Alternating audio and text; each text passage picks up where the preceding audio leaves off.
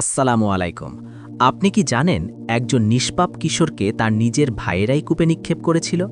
আর সেই কিশোরই একদিন হয়ে উঠেছিল একটি দেশের সবচেয়ে ক্ষমতাবান ব্যক্তি। এই বিস্ময়কর জীবনের নাম ইউসুফ আলাইসাল্লাম। হ্যাঁ, আজ তার সম্পর্কে আমরা জানব, তো চলুন শুরু করা যাক। হজরত ইয়াকুব আলাইসাল্লাম তার ১২ পুত্রের মধ্যে হজরত ইউসুফ আলাইসাল্লামকে বেশি স্নেহ করতেন। মূলত সৌন্দর্যের কারণে শিশুকালে তিনি সবারই প্রিয়পাত্র ছিলেন, যা তার সৎ ভাইয়েরা সহ্য করতে পারতেন না। এই ভাইয়েরা হজরত ইউসুফ আলাইসাল্লামকে শিশু অবস্থায় তাদের পিতার কাছ থেকে দূরে সরানোর ঘৃণ্য চক্রান্ত করেন। তারা বাবা ইয়াকুব আলাইসাল্লামের কাছে ইউসুফ আলাইসাল্লামকে তাদের সঙ্গে বাইরে খেলতে নিয়ে যাওয়ার অনুমতি চান। ইয়াকুব আলাইসাল্লাম কখনও পুত্র ইউসুফ আলাইসাল্লামকে চোখের আড়াল করতেন না, তাই তাকে নেকড়ে বাঘ খেয়ে ফেলতে পারে উল্লেখ করে নিষেধ করেন।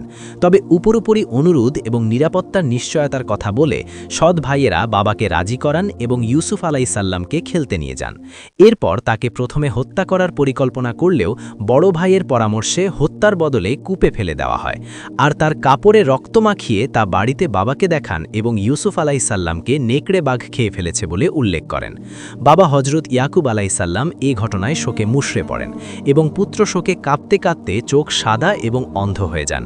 পবিত্র কোরআনের সূরা ইউসুফের ৮ থেকে ১৮ নম্বর আয়াতে এই ঘটনার বর্ণনা রয়েছে।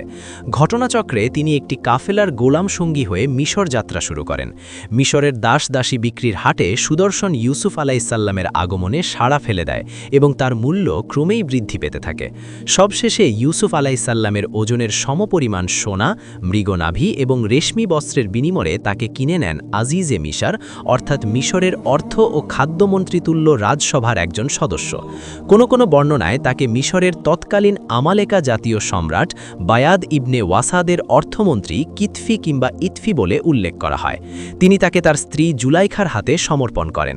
সে তার স্ত্রীকে ইউসুফ আলাইসাল্লামের প্রতি বিশেষ যত্নবান হওয়ার নির্দেশ দেন এবং এই ইউসুফ তাদের বিশেষ উপকারে আসবেন বলে প্রত্যাশা করেন। এভাবেই ইউসুফ আলাইসাল্লাম এবং জুলাইখার পরিচয় হয়। পবিত্র কোরআনে হজরত ইউসুফ আলাইসাল্লামকে নিয়ে সর্বাধিক আলোচিত ও চাঞ্চল্যকর ঘটনার নেপথ্যে থাকা প্রধান দুই চরিত্রের নাম সরাসরি উল্লেখিত হয়নি। সূরা ইউসুফে হজরত ইউসুফ আলাইসাল্লামকে ক্রয়কারীকে আজিজ বা মন্ত্রী এবং তার স্ত্রীকে আজিজের স্ত্রী বা তার স্ত্রী হিসেবে সম্বোধন করা হয়েছে। তবে তফসির এবং ঐতিহাসিক বর্ণনা মতে এই আজিজের স্ত্রী হলেন ইতিহাস খ্যাত জুলাইখা। আবার অনেকের মতে তার প্রকৃত নাম রঙ্গিল আর উপাধি হল জুলাইখা। জুলাইখার ঘরেই কৈশোর পেরিয়ে যুবক হয়ে ওঠেন ইউসুফ আলাইসাল্লাম। জুলাইখা ক্রমেই যুবক ইউসুফ আলাইসাল্লামের প্রতি আসক্ত হয়ে পড়েন। মূর্তি উপাসক জুলাইখা তার ঘরে থাকা মূর্তির সামনে অন্যায় আবেদন করতে ভয় পেতে বলে কাপড় দিয়ে মূর্তির চোখ ঢেকে দিয়ে ইউসুফ আলাইসাল্লামকে নানাভাবে প্রলুব্ধ করতে সচেষ্ট ছিলেন। অন্যদিকে আল্লাহর একাত্মবাদে বিশ্বাসী ইউসুফ আলাইসাল্লাম আল্লাহ প্রদত্ত ঈমানের শক্তিতে সব ধোঁকা ও প্রলোভনের ঊর্ধ্বে ছিলেন এবং সব সময় জুলাইখাকে এ পথ ছাড়ার অনুরোধ জানান। কিন্তু ইউসুফ আলাইসাল্লামের প্রেমে পাগল জুলাইখা ছিলেন একরোখা। সূরা ইউসুফের ২৩ নং আয়াত অনুসারে একদা জুলাইখা ইউসুফ আলাইসাল্লামকে ঘরে পেয়ে দরজা বন্ধ করে দেন এবং তার প্রতি আহ্বান জানান। কিন্তু ইউসুফ আলাইসাল্লাম মহান আল্লাহ প্রদত্ত জ্ঞান, ধৈর্য, ঈমান এবং ভীতির কারণে তা প্রত্যাখ্যান করেন। তাফসির এবং আরবি সাহিত্য মতে এ সময় ইউসুফ আলাইসাল্লাম আসন্ন বিপদ থেকে বাঁচতে ঘরের ছাদের দিকে দৃষ্টি দিলে অলৌকিকভাবে আরবি লেখা দেখতে পান। এছাড়াও ঘরে মূর্তির দিকে তাকিয়ে তিনি আজিজের প্রতিচ্ছবি দেখতে পান এবং ঘরের দরজায় আজিজের উপস্থিতি অনুভব করেন।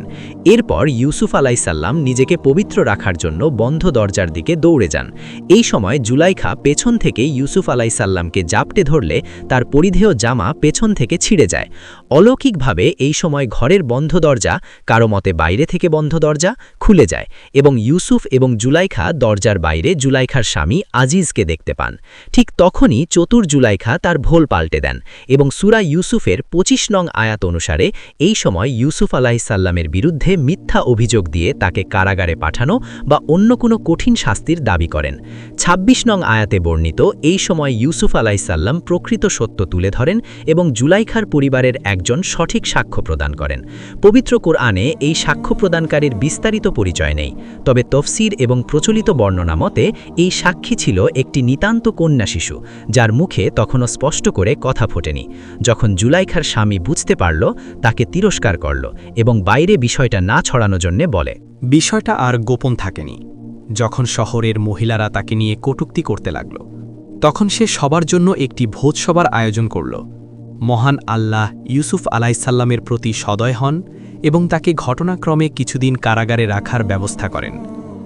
সূরা ইউসুফের ৩০ নং আয়াত অনুসারে এ ঘটনার পর শহর জুড়ে জুলেখার কুকীর্তি নিয়ে সমালোচনার ঝড় ওঠে। আর আরব সাহিত্য মতে রাজপ্রাসাদে যারা আজিজ বিরোধী ছিল, তারা এই ঘটনায় বহুমাত্রিক রং ছড়িয়ে প্রচার করতে থাকে। সূরা ইউসুফের পরবর্তী আয়াতগুলোতে এ ঘটনার পরিসমাপ্তি টানা হয়। এতে বলা হয়, আজিজের স্ত্রী জুলেখা যখন এই ষড়যন্ত্র বা অপবাদের ব্যাপক প্রচার সম্পর্কে অবগত হন, তখন শহরের গণ্যমান্য মহিলাদের তিনি এক ভোজসভায় আমন্ত্রণ জানান। এই ভোজে অন্যান্য খাবারের সঙ্গে প্রত্যেকের জন্য ফল এবং তা কাটার জন্য একটি করে ধারালো ছুরি দেওয়া হয়। শহরের নারীরা যখন ছুরি দিয়ে ফল কাটায় ব্যস্ত, ঠিক তখন জুলেখা তার পূর্ব পরিকল্পনা মতো পাশের কক্ষে থাকা ইউসুফ আলাইসাল্লামকে মহিলাদের সামনে আসতে হুকুম করেন।